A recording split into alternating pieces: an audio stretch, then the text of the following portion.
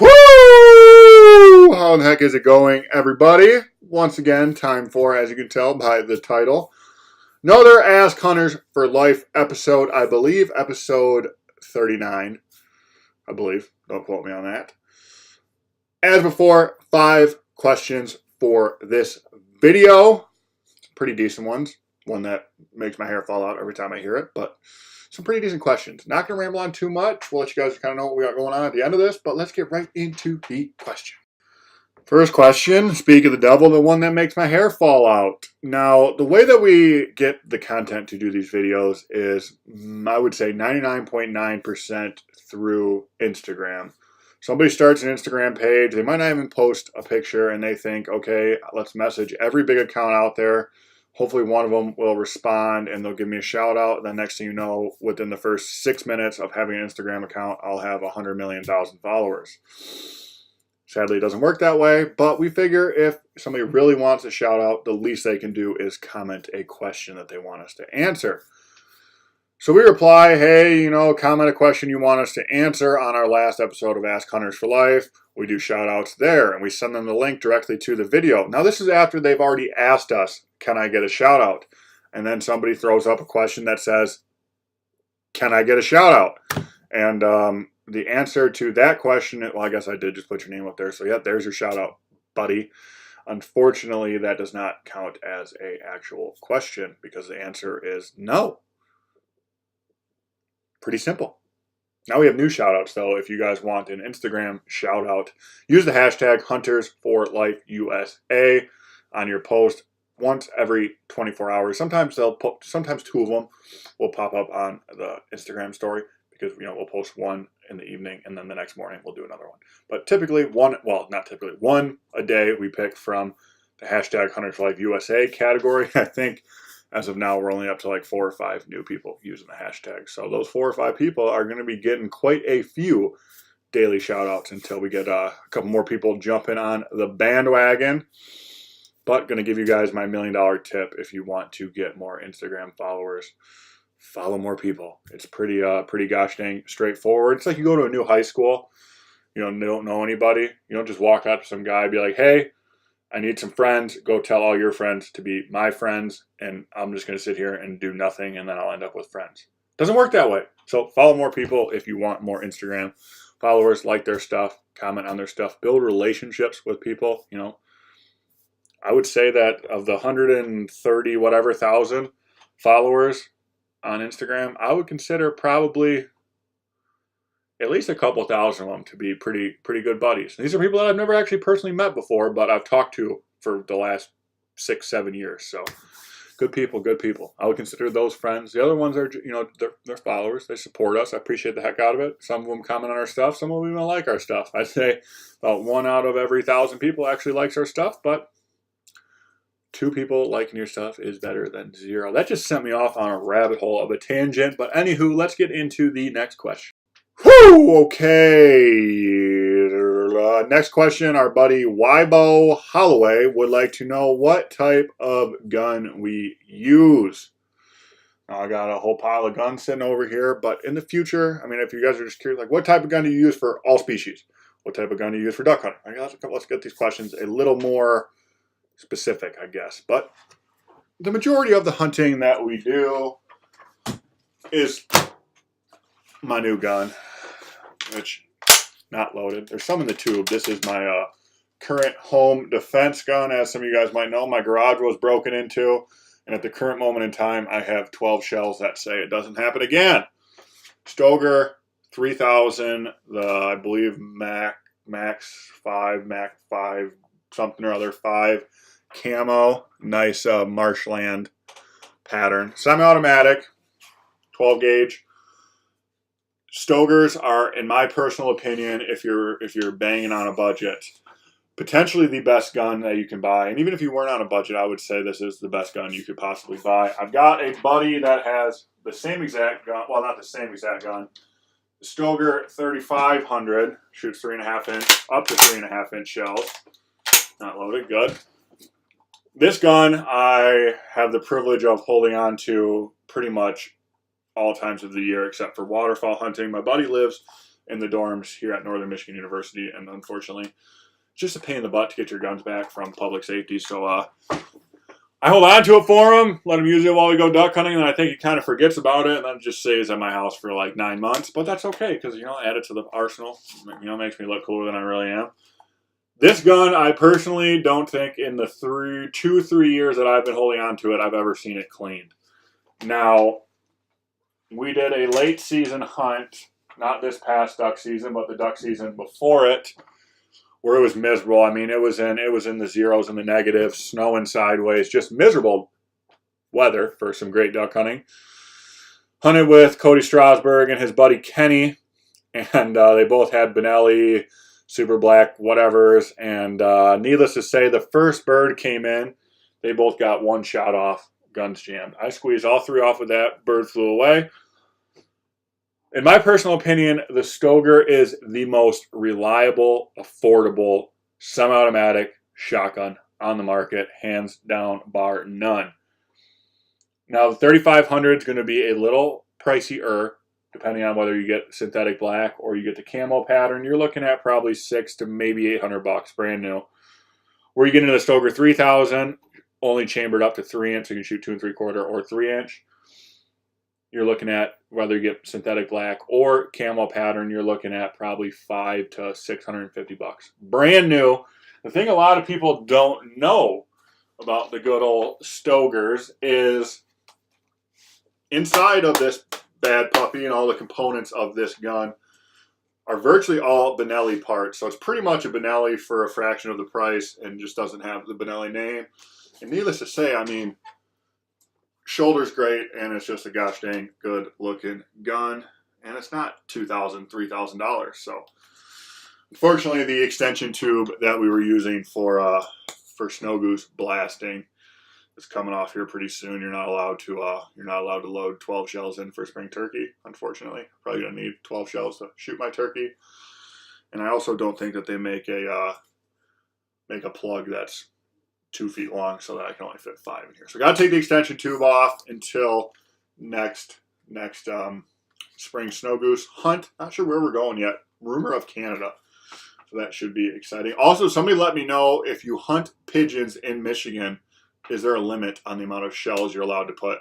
Because right now in this tube I can fit 12 3-inch shells. If I put 2 3/4 in, I can probably fit 13, 14. And that might be what it takes for us to kill a little acrobat of a pigeon. But thank you for that question, Wybo Holloway. I always like to play with my guns. So when you ask questions about them, I get to play with them. Unfortunately, I haven't had that gun, so I don't really have that much filming with it. Don't have any B-roll to roll with that. So I might as well just jump right into the next question. Okay, next question. We got a repeat, but I'm going to use this for some B-roll. Our buddy Parker wants to know what our favorite animal to hunt is.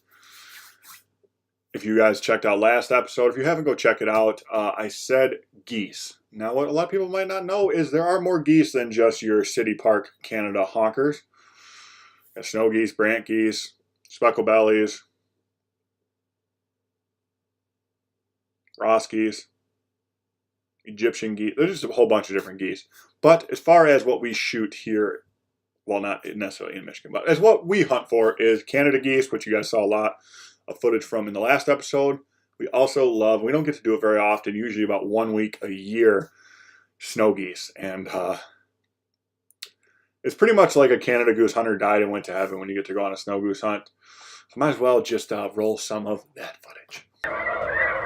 No. Spectre swans. No, them are spectacular. Here we go. Shoot them right there. Shoot them. No! Yeah, go, go, go, go, go, go, go!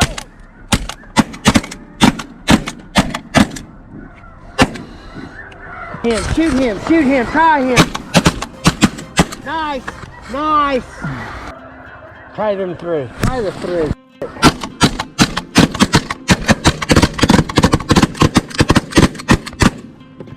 Nice job.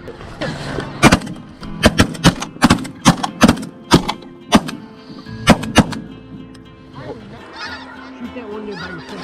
Get him, guys, get him. Shoot. Got that. Nice, 3 there. I got one back here Go get him, go get him, go get him.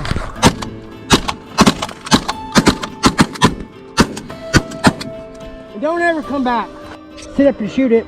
Sit up and shoot it. I was. Try that front one. Hell with it. Try it, try it, try it, try it. Try it. Go. What? Okay, never mind. What? That was high. Holy Shut shit. up. Ow. Okay, hope you guys enjoyed that a little bit of shooting there. Our next question, second to last question, Couple Outdoors wants to know what type of waders we use. At the current moment in time, I personally have probably 5 pairs of waders in my garage right now. I have 0 pairs of dry waders in my garage. First pair was an old hand-me-down. Those lasted a couple of months. Made the mistake. Now, if you're in neoprene waders, do not take them trout fishing in the middle of the summer when it's 90 degrees out and you're wearing 7mm to 9mm thick waders and crawling through the brush. 1, you're going to sweat your balls off, and 2, you're virtually guaranteed to put a hole in your waders. That's how the majority of my waders turned into leaky waders. Other than that, I mean, if you're a duck hunter, you know sometimes you're not on a pristine sandy beach. You got to crawl over rocks, logs, stumps, brush, whatever you got to crawl over. There's a lot of sharp things. Ripping waders, getting out of the boat. Crazy things happen.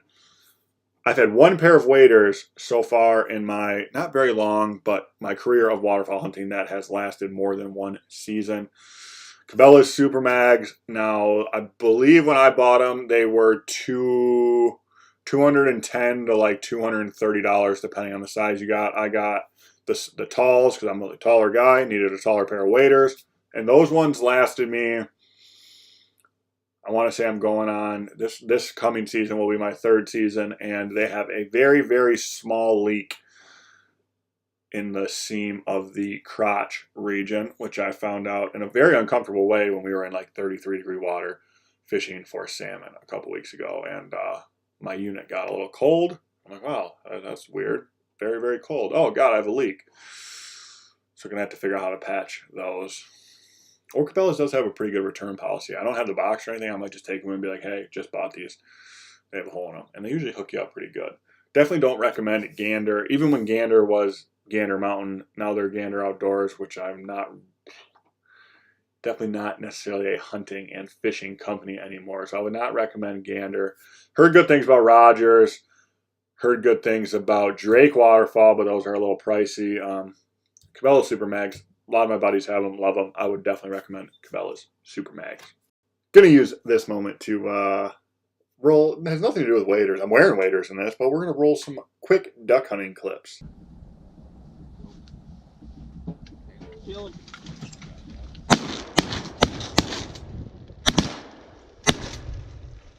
I got 2 drakes out of there, boys.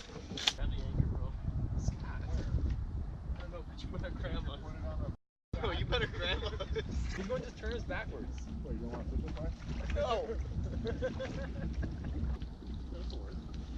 It'll do, pig, it'll do. That's right here. There's a drake in there. Kill him.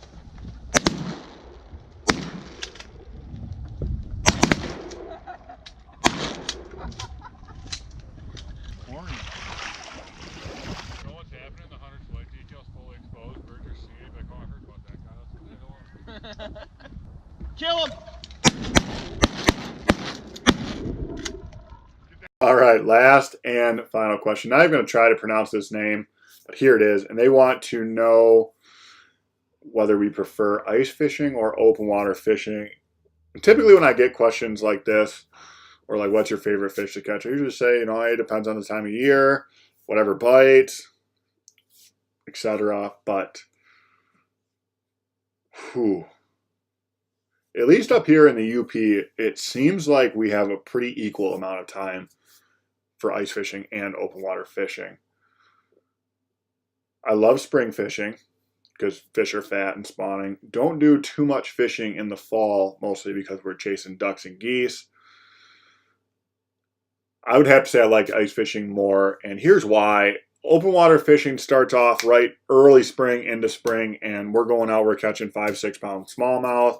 After that, we're catching 5-6 pound largemouth mixed in with some 40+ inch pike, bonus walleyes, and then it goes into your summer fishing where there are still big fish to be caught, but nothing like the spring. So as far as open water fishing goes, the spring kind of ruins it for me. And I don't know. I'd say my favorite thing in the world is waterfowl hunting. Next to that is ice fishing, and then below that is pretty much just everything else.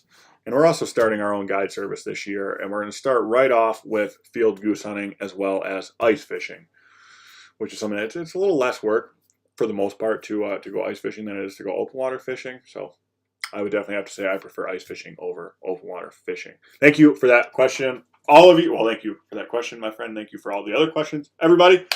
If you guys have a question you would like us to answer, drop it down in that comment section.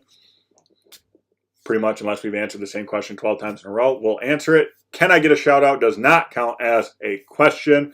But thank you guys for watching. Thank you for your support. Give us thumbs up, thumbs down, whatever you're feeling. I like doing these videos. I like to know what you guys want to know and to know if I have the knowledge to answer your questions. I mean, I wouldn't say I'm smart, but I'm definitely not dumb. So once again, thank you guys for watching. Thank you for your support. Until next time, happy adventures.